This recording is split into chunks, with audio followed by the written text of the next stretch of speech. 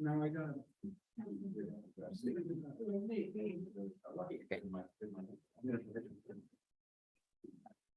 evening, everyone. Call the meeting to order. Welcome to the first ever, I should say. Welcome to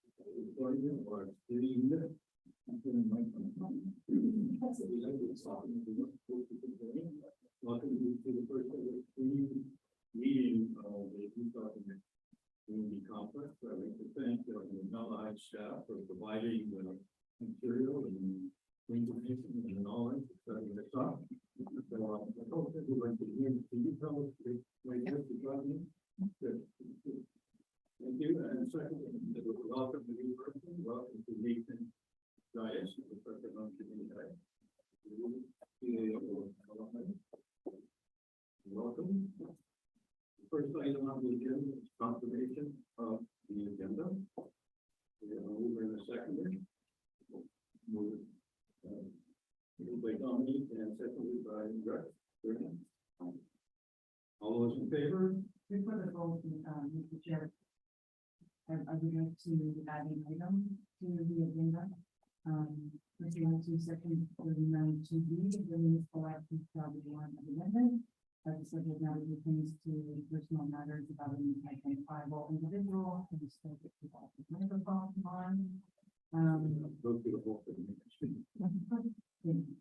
So I would like to add an item to the agenda in closed session, so close to the public pursuant to section 239(2)(b) of the Municipal Act 2001 amendment. As the subject matter pertains to personal matters about the identifiable individual and the municipal board employee to discuss the existing management and governance. We are asking for an amendment to the agenda. Meeting in closed session. I'm not sure that I would approve of that into the in closed session at this late stage. People are not really aware of what even we can put in. Really, at this late stage, I'm not in favor of adding the agenda to closed session.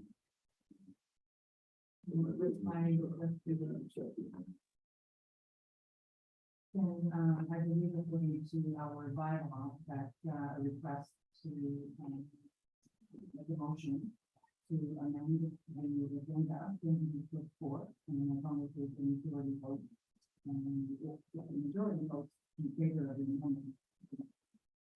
We can overrule by objection by the majority vote. So I would have to vote on the amendment, but you have a direction on that.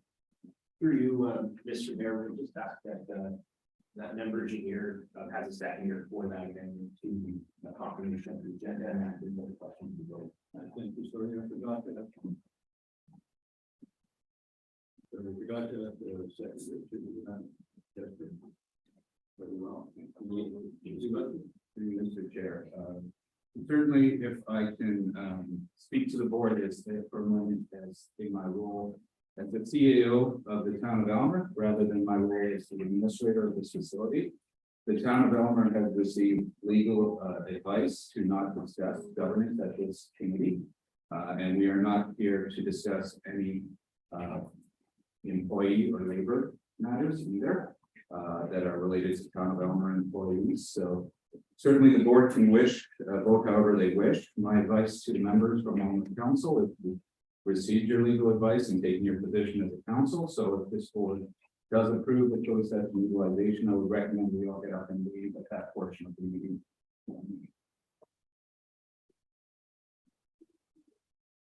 Mr. Chair, I would like to clarify that this board is independent of each municipal council. And when we sit here as a board, we wear a hat and we are here to protect the interests of the EDCP.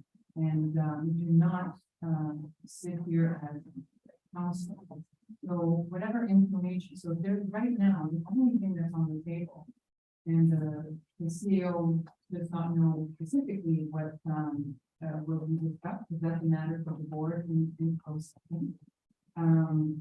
The So if the board wishes to have this discussion, it is up to the board, as simple as that.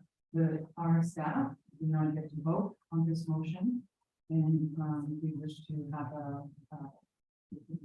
that discussion. Whatever, I just want to remind everybody that whatever information you have received and decisions you have made in your council, that happened in your council. So it's almost like we have to look at this as though you have two file holders, and you have one in the municipal council and one in your ECC board. If there isn't information that you received in the municipal council, you cannot copy and paste that information into your ECC folder. If your ECC folder is empty, it is empty. The only place you can receive updates on management and governance is here. So right now, I feel that the board is due for, to discuss that ECC management and governance.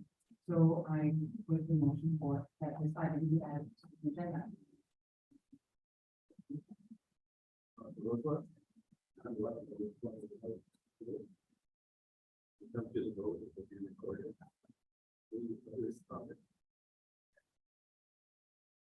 You can see, this item is causing the market right here, before we go to close session.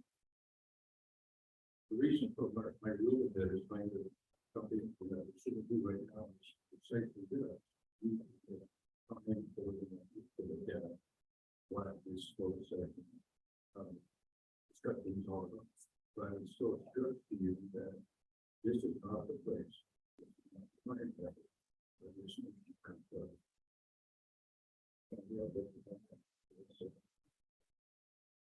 I can follow up, all due respect to your remarks, without you knowing what the question is, I would like, the chair to trust that the, recommendation of board member is reasonable and feasible, and is not meant to, put anyone in an impossible situation. So otherwise, I think we can trust the respectfulness and professionalism of board members. I'm going to read that from it. I know it's just unreasonable, but I just believe that it's not. We should give the board at least notice for the next meeting.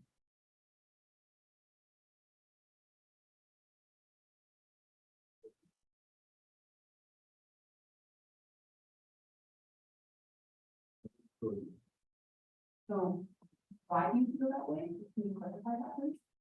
Well, because this is a close item discussion, we're not sure exactly what it is. So I would wait until the next agenda.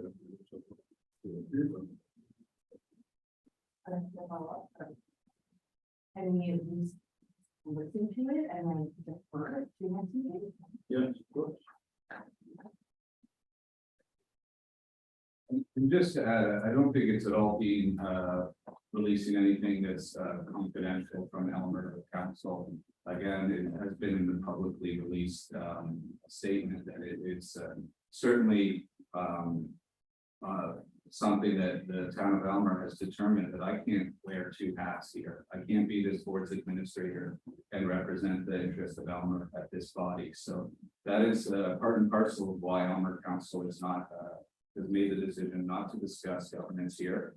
And part and parcel, as well as we're not discussing the employees of the town of Elmer here either. So that, just to explain what I can, which the portion of our council's that's already public. So I do not understand what there would be to discuss in closed session with those two items not being up for discussion here.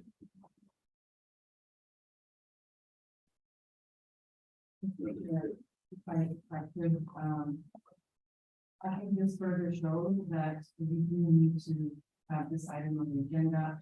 I find it very interesting that the administrator did not hold his position when he put forth on the agenda in our January meeting, a very similar topic and found it appropriate.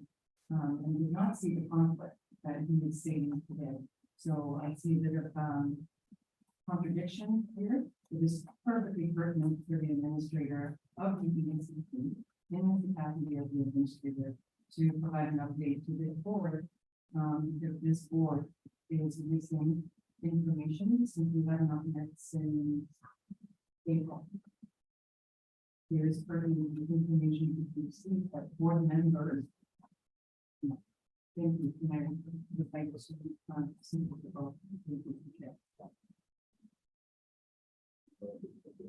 I have clear direction from my employer. This board is not my employer. The town of Elmer is my employer. And my clear direction is I represent the town of interest of the town of Elmer on these issues. And I'm not discussing them here tonight, so there will be no update provided regardless of whether or not closed session. Mr. Chair, if the administrator of the EDCP wishes to declare a conflict, he can recuse himself during the discussion, and the board will then discuss in closed session how we wish to resolve this conflict, because otherwise we would be in an impasse where this board would not be able to fulfill its duty, its fiduciary duty that we are bound to, without the information that is missing.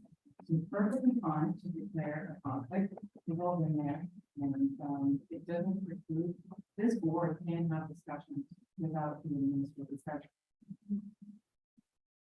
Seems as though we're having a total discussion before we get to the question. Anyone else?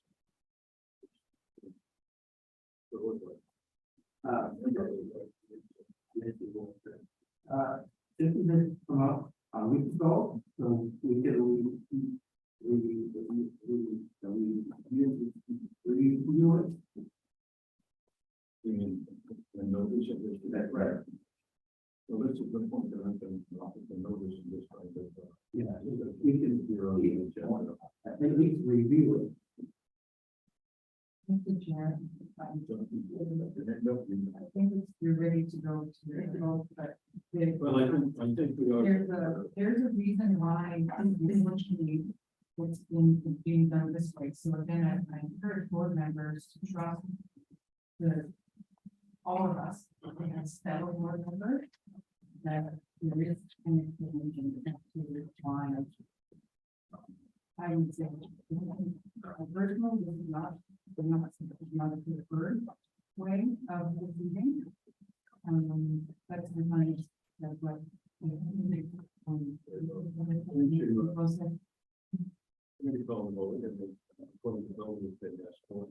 just want to remember from the morning members that, I guess I can change come up with the next agenda. Doesn't have to go today. But, we will do everything on. So, first of all, and, pretty good.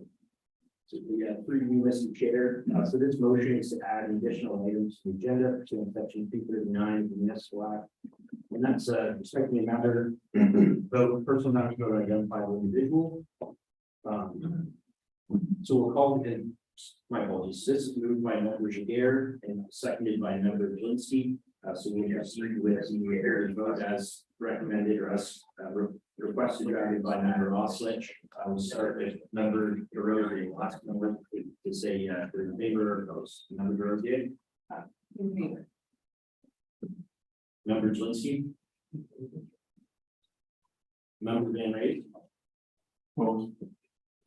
Member Jaguar. In favor.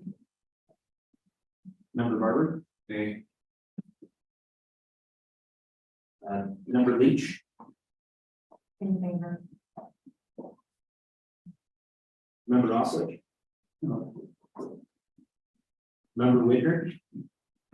In there. Member Cricket. So, Member Lewis. in favor. Member Serna. In favor. Member Wilson. In favor. So by a vote of 9-3, the motion carries. Thank you very much. So we were voting on the, as amended, so we don't. Yeah, the main motion was amended. We don't have to separate vote on the company. Okay, very well. And three, declaration of the state of interest. Approval of previous minutes. That board adopts minutes of the ECC board meeting held on April the 26th, 2023. Mover and seconder. Member Sarah and member Piscopo. All those in favor? Carried. Action items. You have Clark coordinator report on Canada Day and celebrations. Resolution. That report operations 523 entitled event final 2023 Canada Day celebrations final report we received for information. And that this report be forwarded to the Township of Malahide and Town of Elmer councils for pre-budget approval to facilitate timely event planning for future events. Mover and seconder. Barber, second by member Reeves. Discussion. No, just before discussion, I'm sorry, I called up on the report. Yeah. I have a question, good. Yeah, before you do that, Mark, I'd like the report to go. In the report. Oh, I'm sorry. No. But I moved up because it's a large room and I'm not sure where I'm getting about with it. Hear me got good.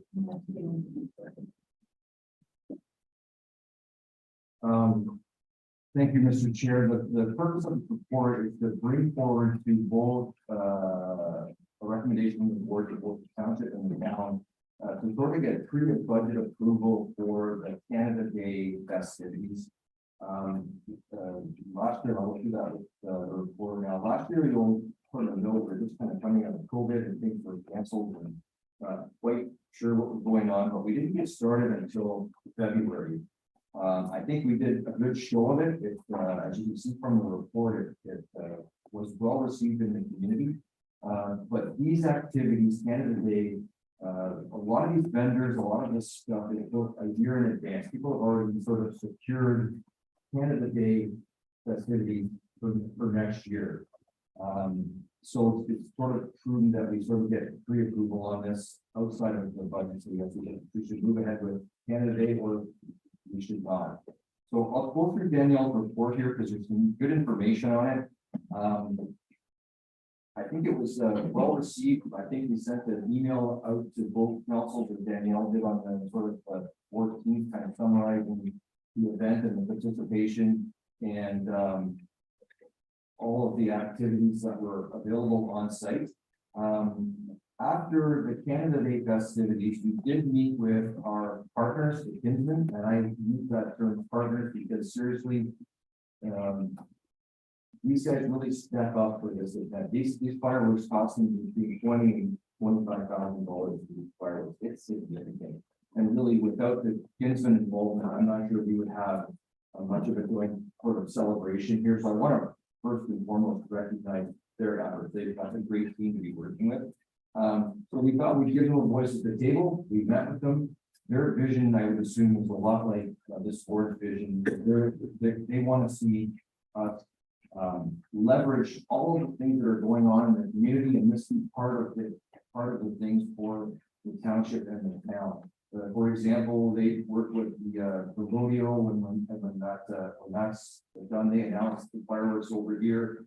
They work with them on their beer gardens. We put beer gardens on here. No, they've got one there. They're kind of working collectively back and forth. So I did want to give them a voice at the table. They suggested the one thing that I could bring forward to you would be some food trucks. They'd like to see food trucks secured for the people that sort of are looking for food at the event. I doubt you're going to see food trucks that come here for free. A lot of places will pay the vendors for these food trucks to come and do the event. So that's why I'm sort of proactively letting you know there. The social media photo group was a huge hit. It was just lined up out the gate. People could take an instant selfie and then push it out to their social media feeds. So, and then you were seeing that refed, as the grandmother saw their grandson or daughter at the event, it was getting pushed out again. So that social media capable phone booth or photo booth was a real crowd user. So that one is booked up a lot. That's another one we'd like to kind of get booked in for our event moving forward. Down to the budget. So as you can see, we kind of landed right on the budget, even though we kind of got going a little bit late. The one thing I would like to show is the sponsorship. We didn't hit the sponsorship mark in there. When we go for sponsorship on our other programs like public skating, we get a significant uptake. There's a lot of uptake with people that want to sponsor kids to be on the ice with skates and get free skating. The Flavor of Canada Day, a little bit of feedback we're getting back is that really this is a more of a caution board by the government level. It's Canada Day. So we didn't have a huge uptake in sponsorship. We'll keep shooting for that mark, but I expect sponsorship dollars are people, they kind of expect municipalities to do it again. Straight there. So what we're suggesting, and as Danielle said, we got off to a late start with our sponsorship. She'll keep at it. We're going to keep trying hard to get Canada Day sponsorships, but we have a much easier time on some of our other programs with our sponsorship just to stay there. So what we'd like to do is get approval to get started on Canada Day now and not in February or March after only the budget's in that. Thank you.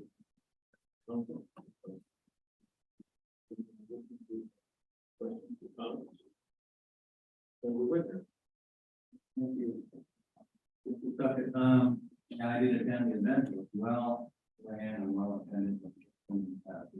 Recommended.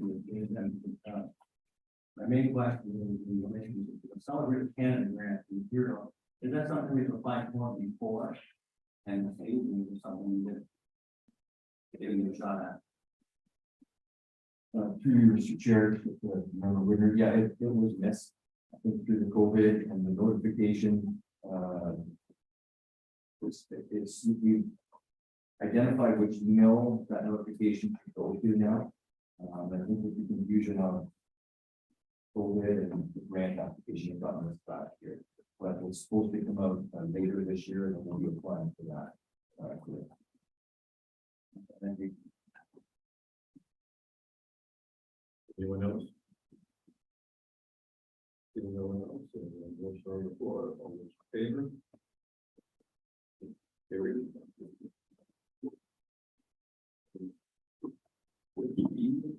Financial services.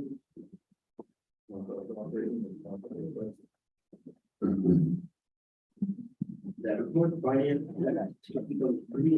Selking Community Complex quarterly financial summary report year to date, August 2023. We received for information. Over in second.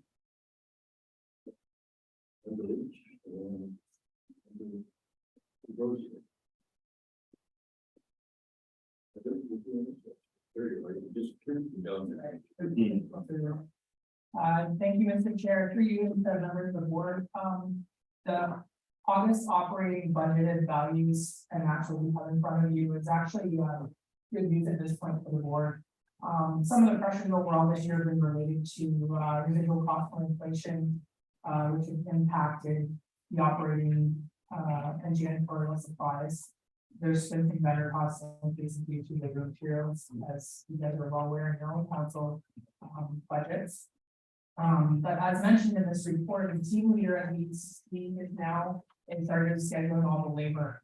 And she, he's working with the ECC coordinator to match with ice buckets. So that's something that we've been doing all year. Overall, there's been an increase in ice rental revenues.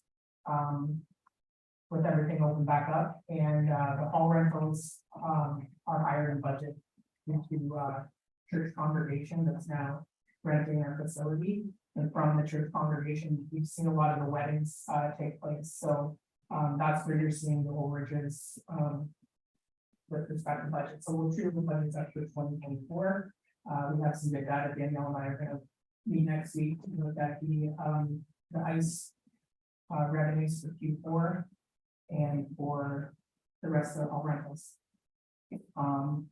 Overall expenses and programming costs are due to the sponsorship program. So if you look at the miscellaneous revenue line, you'll also see that being blown out of the water. That's covering the cost of the programming through the sponsorship program. So that is the majority of the things that came up on this 3-day goal. So if you have any questions about that, it's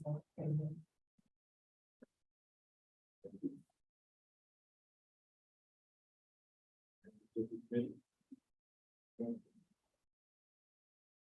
Seeing none, all those in favor? Very good.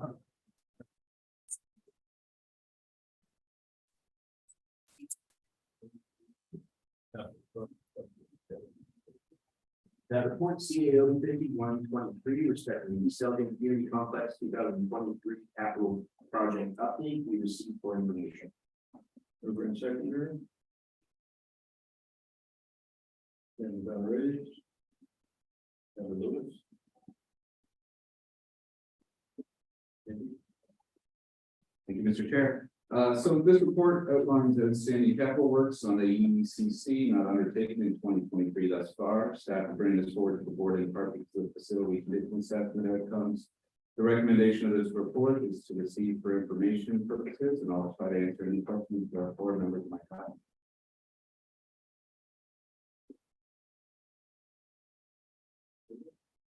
Questions?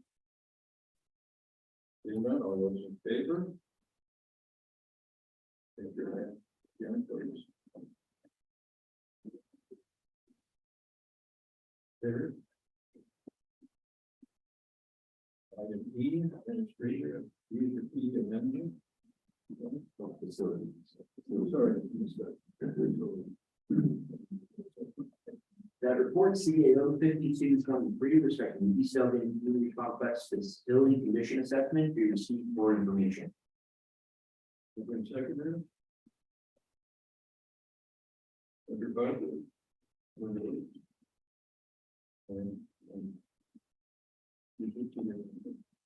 Thank you, Mr. Chair. So this report provides the outcomes of the facility condition assessment authorized by the board in 2023. This report comes from GM Blue Plan, a well-respected firm in the area's facility condition assessments, infrastructure planning, life cycle management, and cost analysis strategy. They have over 200 staff with different areas of expertise, which was a benefit to us during this process because we were able to get a high level of specialists to review the facility, in particular the mechanical components.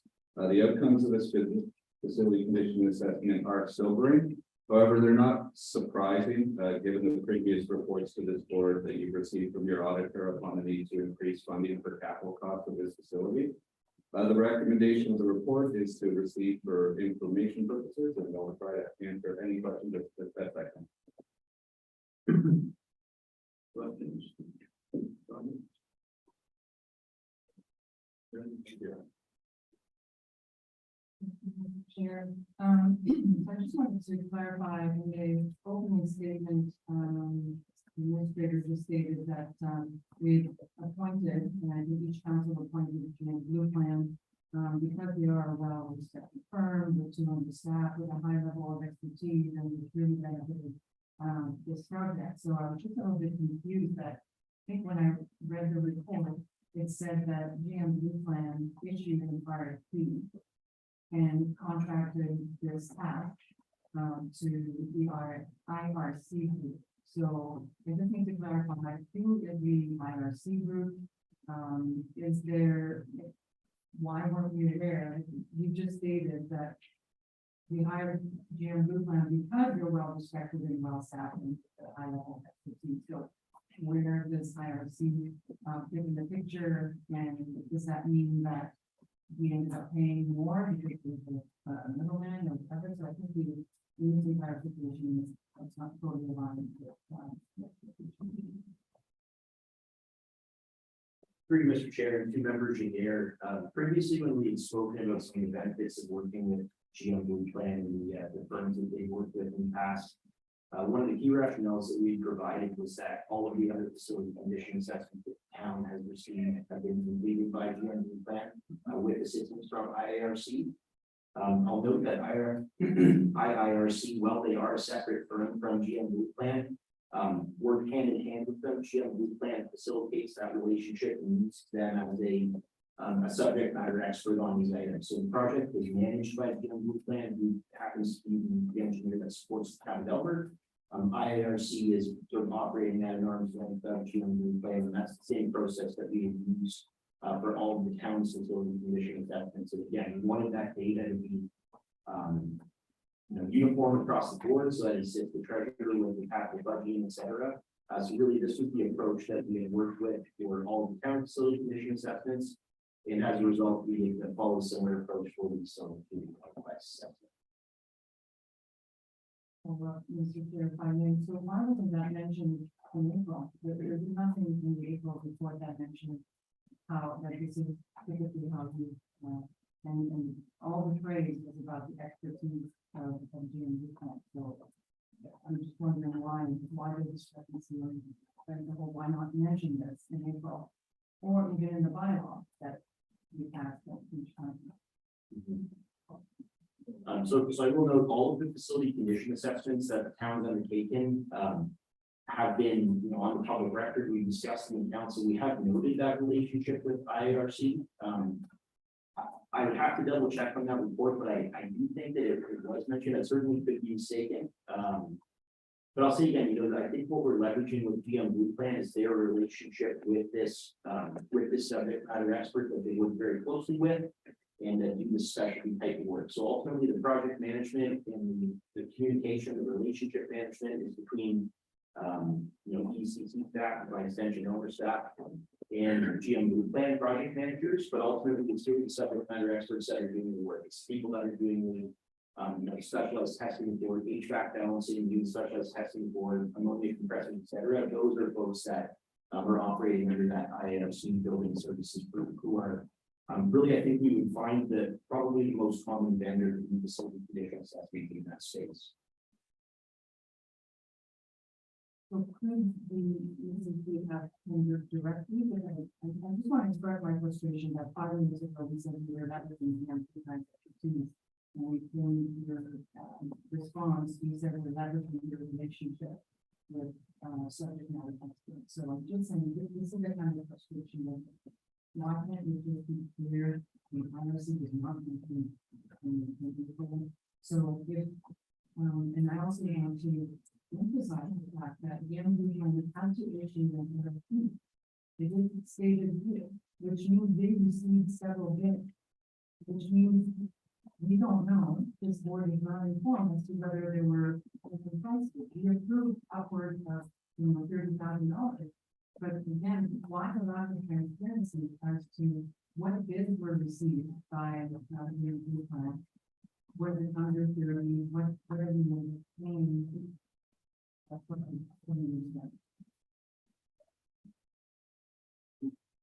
So I think one of the aspects of why we did this, certainly we had the failure of the desking unit in last year. We looked at this and we said we didn't really have a good handle on other areas of this facility that could fail. We found the cheapest possible option, and we worked with GM Blue Plan to try to work to get the scope and scale of this facility condition assessment to 30 grand. I think if we had obviously gone out as an ECC and issued a tender, it would have been 45 or 50 grand for this work. So we tried to find somebody that could both complete it in a quick time frame, so you have information to inform your capital budget discussions this winter, and could do it quickly. And we utilized our brand new relationship with GM Blue Plan, who just signed up as the town's of Elmer's engineer, to try to leverage some of our ability to work with them and try to get cost-effective approaching. So I know certainly the comments taken about us being transparent and being upfront about the IRC relationship are well taken and something we can take back. But I don't think there's any Certainly, there was nothing but the best interest of the ratepayers and what the participants of the EBCC being advanced here by staff and getting this work done, so expedited.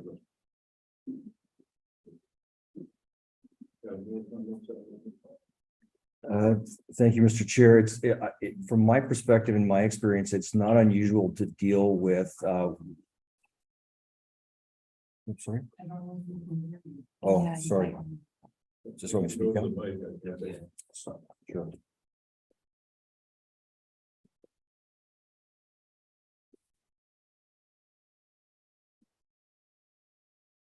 Sure, from my experience, it's certainly not unusual to have, one consultant, some consultants on a project, and no one will hire a load, consultants will feed them solicit prices for geotechnical, for example, they wouldn't do that in-house. It's not unusual for them to solicit bids that we're not aware of as well.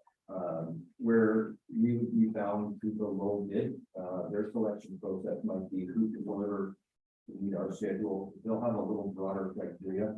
They can do a deep dive into who they work with. If they work with people in the past, we can say if they work with people more expensive, we're going to get our in. I know I've got a project ongoing now where I'm only dealing with the one engineer, and we choose those consultants based on sort of my needs within their budget. So it wouldn't be unusual, given the nature of this facility, for them to look at prices from themselves control specialized to that work.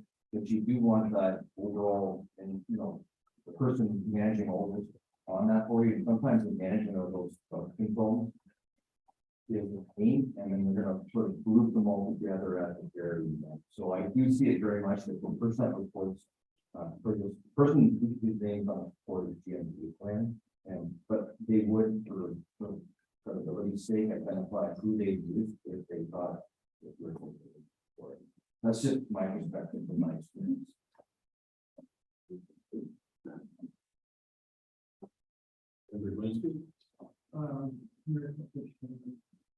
What were some of the other dates? This was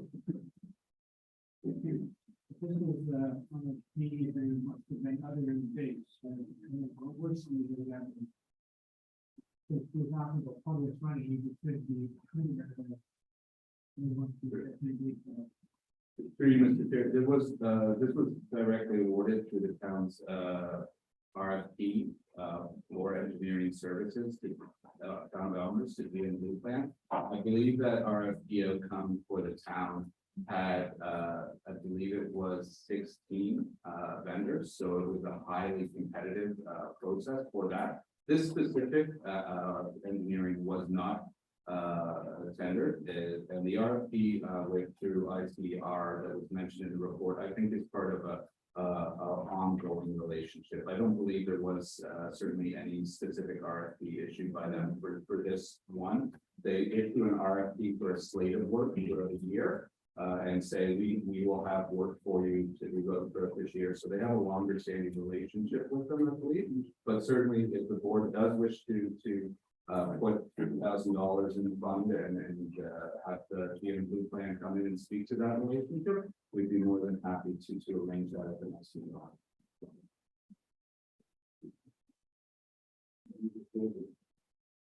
Thank you, and thank you, Rob, for that perspective that was very, really explaining that. My question about this is, are we able to either request this job or to live, find out how much that IRC group was paid from GMB plan to do this? Because we paid them this $30,000, but how much did they pay our IRC to do this? And how much did they profit? Like that to me, there should be a clear breakdown of the money.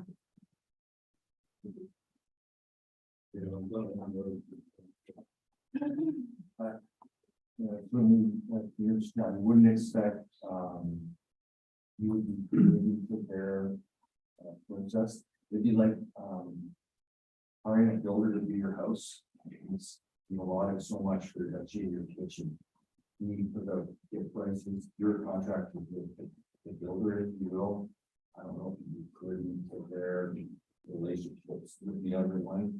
It's not very discreet to explain it, but Our relationship is with that one contractor, and our expectations are with that one contractor. I just,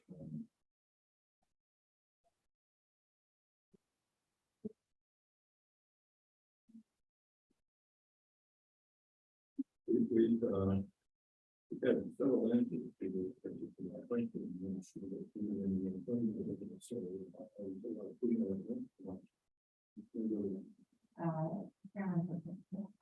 Why, for the scope work performed, was there not some form of, presentation of the report by the, engineers who did the report? That would have been value added to, the report for this board.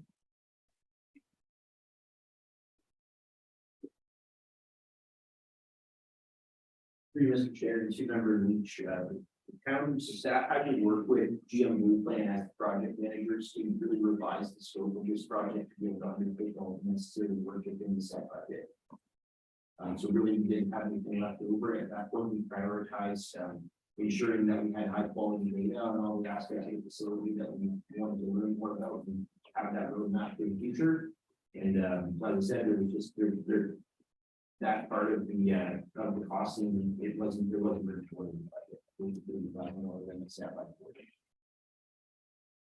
And I will note as well that there were aspects of the scoping that we were limited, supporting thankful there really wasn't as comprehensive of a review done on the parking lot. There were items that had to be scoped that, again, just to really prioritize some of the capital parts of this facility that we need that information to go back to.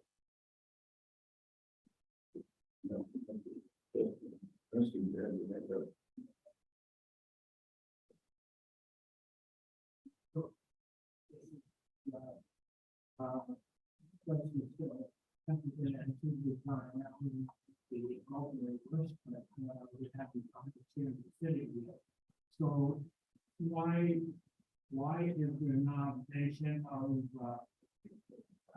amount that IRC is willing to do this work for? That this actually was put out to is different tender in my way of looking at it. This is tendering that we're not aware of. Thank you. I think. The answer has been given, looking at, seven.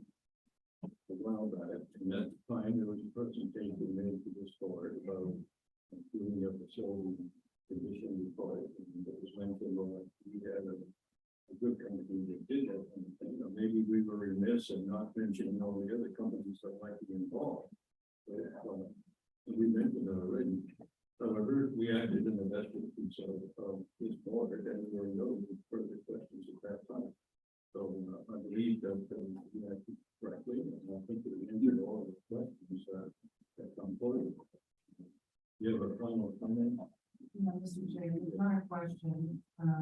It's, I'm wondering if the administrator wants the opportunity to revisit his remarks that he mentioned that, I don't know if it was just on the fly, that perhaps the new plan has ongoing relationships, and I think you stated that, the administrator stated that, this IRC probably has a contract with the performance work, and this is one of the things that, well, we can't really break down the price.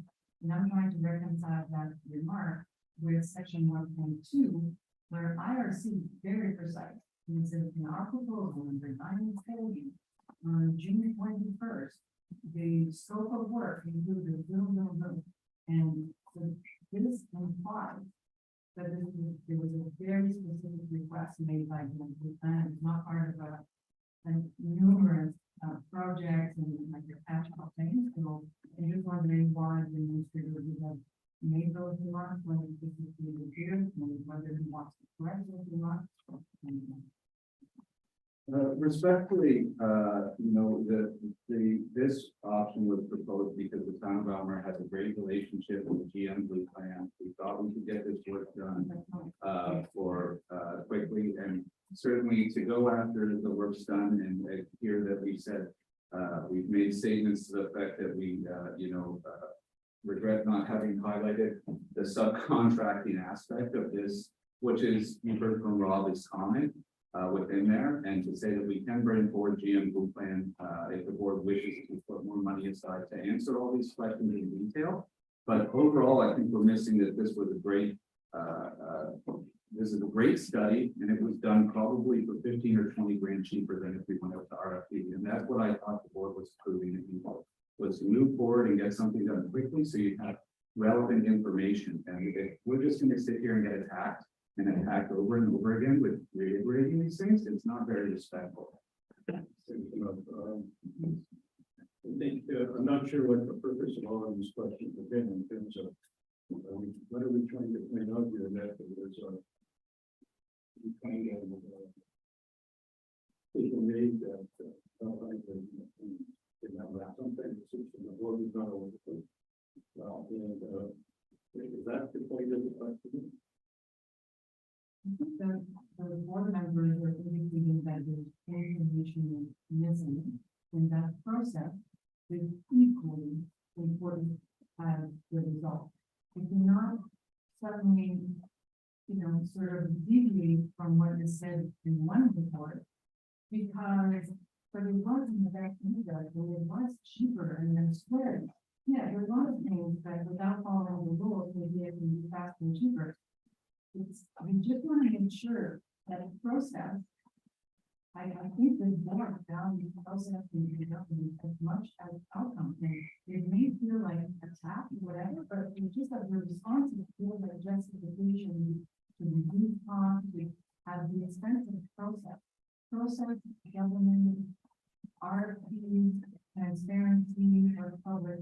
And that's what these parties are about. They're scrambling for information, then there's not a way to put between the how and the. I think we discussed this. Quick question. Aaron, that's something different after this. Just a clarification if I may. I believe that the contract for the engineering was given to one firm, and that firm may have subcontracted out a portion of that. The billing was made by billing for the services was made by one company. The second company, the sub, did not bill. Is that correct? Yes. Like you said, yeah. Thank you. So the issue is when every time that we decide something is for in terms of engaging contract, and we need to know all of the subcontract details as well. And the fact that we can give them a little fact that we can give them is an issue. Because so the report is in. We want to change. We want to somebody back to explain some of the evidence that you question. I think we're done with this.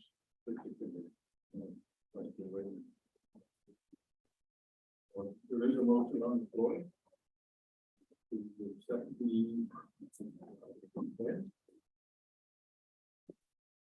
call the question, and those in favor? Just have the hands up and keep the hands up. Carrie? Thank you for that. Here's your fee amendment.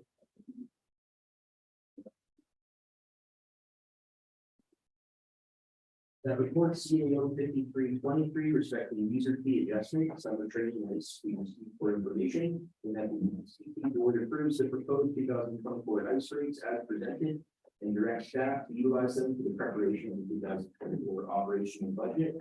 And further, that notice of the EDCC board's intention to adopt user fees for the 2024-2025 season be posted upon the season website.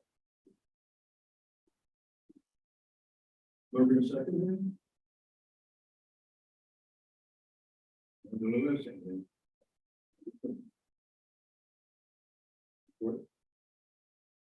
Thank you, Mr. Chair.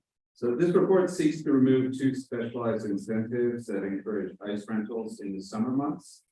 Operations in warm months consume significantly more energy and are much harder on the mechanical equipment.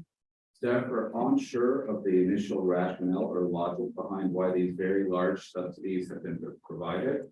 The costs recovered are so low that they fall well short of the staff salaries for the facility operating on those days.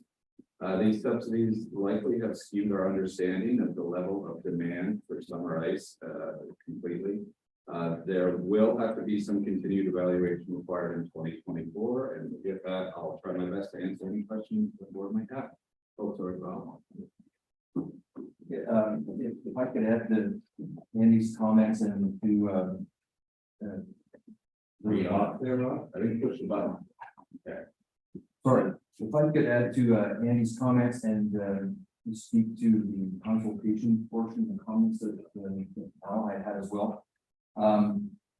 If you recall, we made some changes a little while back. It was a heavily data-driven report, lots of graphs and lots of charts and stuff like that. This initiative is not that. This is actually, if you will, an operations identified, suggestion box type improvement that as soon as Andy and I and Heather looked at it, we said, wow, this is low hanging fruit. We don't, this one we're not doing, the other things we're going to deep dive on. This is not one. So as Andy said, for some reason on our summer ice, there's these well discounted rates for like training ice. So we got a couple of skaters, somebody said it's training ice, it's not even covering cost, right? It's really low. It's unique for this area. Maybe at one time it was a great idea to build a building. However, the most significant wear and tear on our equipment is that summertime. It's part on our condensers, it's part of our compressors. And if we're reaching the end of our life cycle on a few of these things, it doesn't really make sense to discount that summer, right? Or a few skaters that staff are also suggesting, maybe from out of town. This isn't a program that we're taking away from, the residents out there. This is really benefiting a small group, and likely some out of town people are coming over to leverage these rates. So what we're suggesting is we should probably move on this now. One, we want to give them lots of opportunity. So I want to be able to say, guess what, next summer, you have to do some planning. I think we want to give these people as much time as we can. So we're again making these changes now. You'll also notice in Andy's report too, he's kind of got the date range in there. Andy very, made it clear that if this happens to, minor hockey happens to come and says, hey, guess what, we want to start, a little bit earlier in August. We understand from the board that there will be some flexibility to accommodate those types of users on some of these summer rates. I'm not trying to take those out. But you can see the rate on there at almost our worst time of year is a 5 skater rate at 41.60. It is low hanging fruit. I just want to address the part about the deep dive. But I fully agree with that. This is like trying to. This is really easy one for us.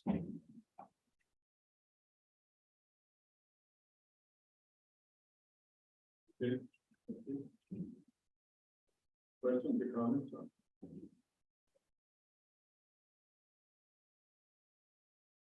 None, all those in favor? Carried. Yeah.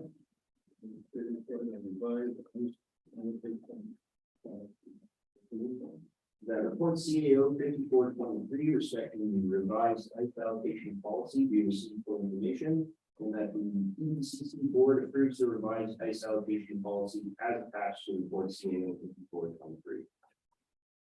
We're in second. Everyone been ready, gentlemen? Questions or comments?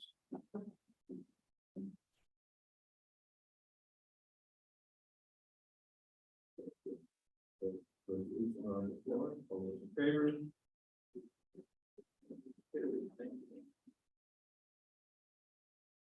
you. Item 7, inquiries by members.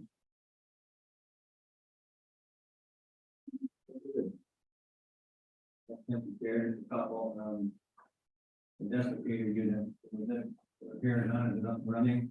How did that go?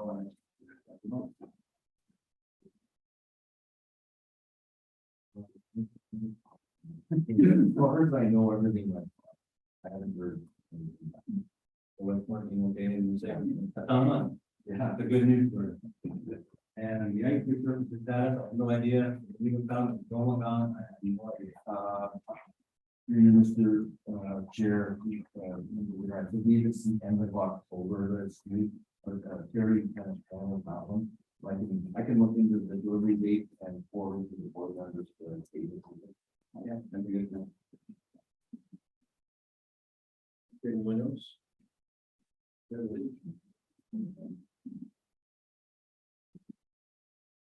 Hello, I had a couple of inquiries from, Callahan residents about, why during one of the, past, Elmer Spitfires games did it take so long for ice to be resurfaced? When it was a time frame kind of sensitive events, it took a substantial amount of time, and the ice detector was on the other tab. And it happened twice during that particular game time. And the other question I have is, the DON runs a seniors program with this facility, and one of the dates was moved, and so I had residents concerned about why that got moved with the bumps. Because it created a lot of confusion for those, members that use that DON. If, Peter, Mr. Chair, if you could provide the sort of date and time, I would chase down when all the issues are off and talking about my video. That question. The DON was moved to accommodate the changes in the hours. They were offered any other time for that program. I called them myself. They, if I can get you in another time, what time works for you? Unfortunately, we couldn't arrange a time that would work for them. Because of their instructor. I said, if you're finding your instructor, available another time, please call me directly. If I can get them, back. They are here for the Thursdays. Not the Monday or Tuesday, yeah. So I believe their instructor is only available Tuesday and Monday. Thank you. Anyone else? All those in favor? Motion. There's no motion to serve as members. So the next item is for second. Excuse me, Chairman, I think another meeting. We don't have to- No, I just saw your light go back on, so I thought you had a follow-up.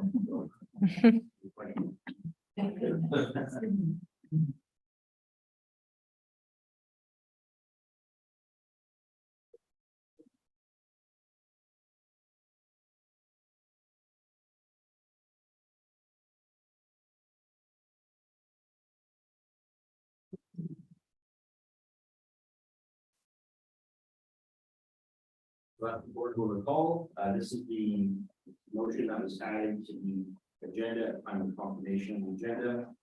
And the motion reads that the board moves into a meeting close to the public at 8 p.m. to discuss the following matters. And those are personal matters of an identifiable individual, municipal employee, local board employee, and that's a pursuant section. Seconder. And Mr. Guerra. All those in favor? It was carried. Brief reset.